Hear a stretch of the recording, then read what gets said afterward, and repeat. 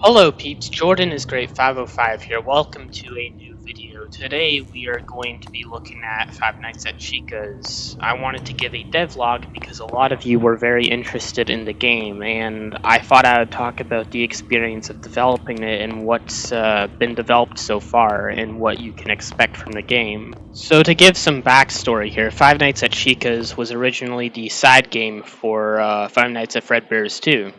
However, due to many reasons, I just decided I didn't want to develop Five Nights at Chica's anymore. So eventually, I just forgot about the game, and I was working on Five Nights at Fredbear's 3. And now that I am waiting for content for Five Nights at Fredbear's 3, what better time to finish this game than now? It's a smaller game, kind of similar to Five Nights at Fredbear's 2, and it should be easy to finish. So yeah, that's what I've been doing for the past month, is finishing this game. So to start off with reworking the game, because it was made it was the first time I actually did good with the environment. It was made after Bring Them Eternal Rest last update, and I kind of decided I wanted to rework it now because it's kind of outdated to what I can make now. So I reworked the whole entire restaurant, and I added a lot of environmental storytelling. I improved a lot of the posters and stuff. To talk about environmental storytelling, for example, the sky formations in the different nights will change. Kitchen products and other things for the restaurant will go missing over the course of the nights as they're being depleted and will be refilled in the weekends. Some cameras may not work on certain nights or due to maintenance, or newspapers will come in different nights, or updates or notes and stuff. I wanted the map to constantly change, and this is something that will happen in Five Nights at Fredbear's 3, and am excited to see players discover the secrets that the map has to offer. Another thing I reworked were the animatronics. They actually did have unique paths in the original game before I did my whole entire rework, but I found out that they were pretty broken for some reason, because the nighttime was actually changed from 6 minutes to 4 minutes in this game. So a lot of the paths became broken, and they also would collide with each other a lot. So I ended up reworking a lot of the AI to be much better. So let me go through examples. Ennard used to just be a random animatronic that had no unique functionalities, but I actually changed his pathing to actually go into vents.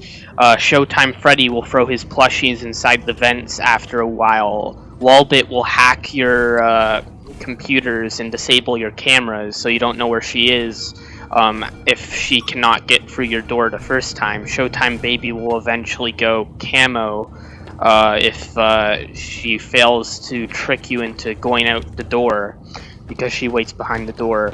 Funtime Chica over the night will get more aggressive and her eyes will light up. JJ can disable your doors. And many other animatronics which I will not mention right now because they're either spoilers, so or I'm just not done with them. So I feel like that this will make the experience more unique, because in Five Nights at Fredbear's 2, all the animatronics pretty much acted the same. And in Five Nights at Fredbear's 3, it's kind of the same, but, some animatronics do have unique functions. I mean, even in Five Nights at Fredbear's 2, you had Deadlock 7. She had her own unique function. But with this game, it's more suited to office gameplay. You're not going to be running out all over the place. And because of that, I didn't have VHS tapes anymore, because there'd be no breathing time for you to use them because you're constantly trying to survive in your office, which is why the power system and the time were displayed in the office, because I didn't want it to just be like a pushover mechanic. I wanted the power system to actually be a thing. Because a lot of the animatronic actually can run faster than you and will catch up to you. Showtime Baby's on roller skates and Lulbit is a super runner, so you're not going to be able to outrun them, for example. I think the animatronics will actually be more of a challenge this time. Though I do expect some bugs with the AI. It's always going to happen. It's never not going to happen. But I feel like I adjusted all their pathing correctly to the point where they will not collide with each other and they will function properly in a society. So how do players actually know about these animatronic AI mechanics in-game, and not just from me? The phone calls explain them, of course. You can actually cancel out on them this time, and the phone calls will explain them straight up, and then they'll get to the lore stuff afterwards, because I wanted the people who want to know how to actually live to be able to know that first, and if they want to hear the lore after, they can just hear it, or they can just cancel it out. But I'm expecting a lot of YouTubers to mess up here, because they're just expecting to be able to wander out with no consequences. Which, to be fair, it is a free roam game, but YouTubers tend not to listen to instructions when given them, which could be very annoying when stuff happens, but I guess as long as they win in the end, I think it should be fine. I don't want them to rage quit the game because they just aren't listening to the phone calls which explain what you're supposed to do, but yeah, I don't want to hold people's hands, that's the thing too. The problem with modern games is that it just holds everyone's hands, it just tells them everything they have to do, and that, like, even with fan games, like Ultimate Custom Night like games, like they always tell you what each animatronic does on the menu screen, and then you just already know what to do. It doesn't feel like a horror because there's no like scare factor to where you feel like you don't know what to do. It's like you'll know what to do, and it just feels more like a challenge to beat. And even if my fan game also tells you what to do, there are some things you have to figure out on your own, right? And that's the scare factor at times, when you're not told what to do, and you just get scared and you panic. And that's what I want people to feel. I want them to feel like a little bit scared, where they just like, oh, what the hell am I supposed to do here?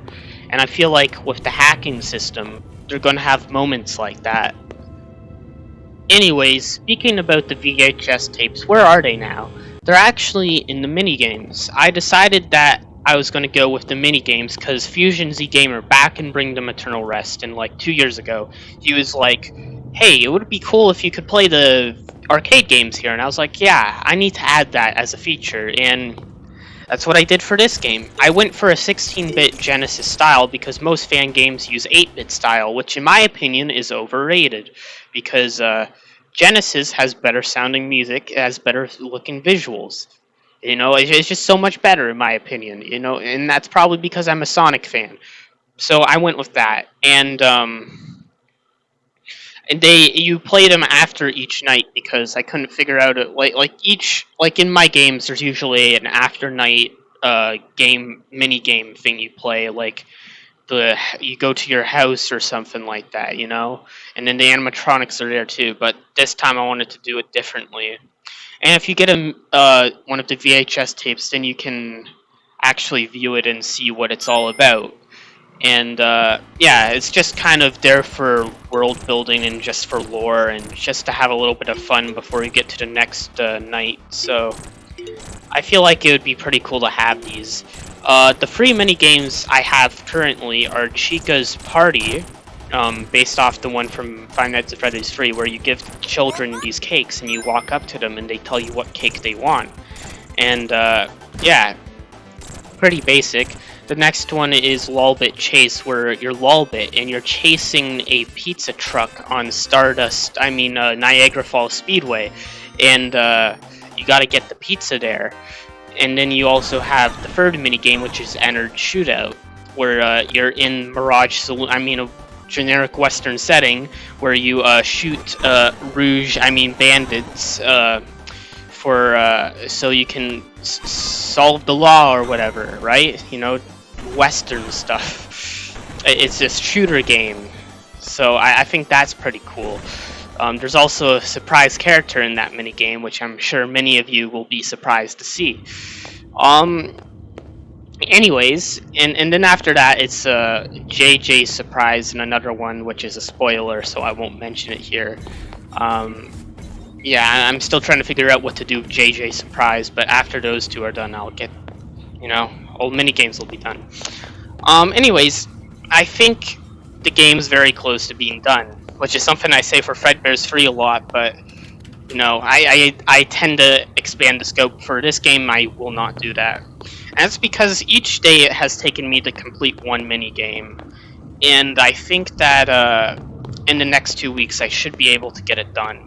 Maybe, because all I have to do is night 6, and then I have to do the secret night, that the Easter egg stuff, and then get the voice actors to do their job, and then that should be it, because I got pretty much all 5 nights are done now. And hopefully this can be a game to hold people off for Five Nights at Fredbear's free release, and I hope that people enjoy it. I should also mention that my girlfriend, Green Sister Lover, she has been very helpful with making models for the games, and when those models are ready to be shown off, I'll show them off. Some of them are actually spoilers, so I won't show them. So I'm just very excited. So please go subscribe to her channel. If you like this video, subscribe to mine. I'll try and give more updates soon. I just really hope you guys are enjoying this content. I'm going to try and get this game done when I can, and I hope you guys really enjoy it. I'm working on 4 different other projects at once, you know? I'm trying to get a show started. I'm trying to get all this stuff started. And you may see a little bit of teasers for it in the Lolbit game, so... yeah. Anyways, I'll see you people later. Also, before I go, you may have wondered what's in the parts and service room, or backstage. Well, just play the game and find out. You'll figure that out, trust me. You'll know. You'll like to see what's inside the backstage. You'll be very interested. Ah!